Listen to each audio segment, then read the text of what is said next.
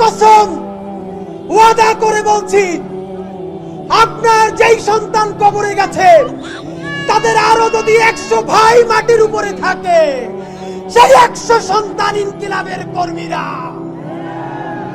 ইনকিলাব মঞ্চের অন্তত একটা কর্মীও বেঁচে থাকতে খুনি, ফ্যাসিস্ট, গণহত্যাকারী আওয়ামী লীগের পুনর্বাসন চলবে না। বন্ধুরা আমার, একটা কথা মনে করিয়ে দিতে চাই, এইখানে এমন বোন এসেছেন যার স্বামীকে পিলখানায় খুনি আওয়ামী লীগের তাপসের গাড়িতে তুলে তারপরে আগুন জ্বালিয়ে দেওয়া হয়েছে।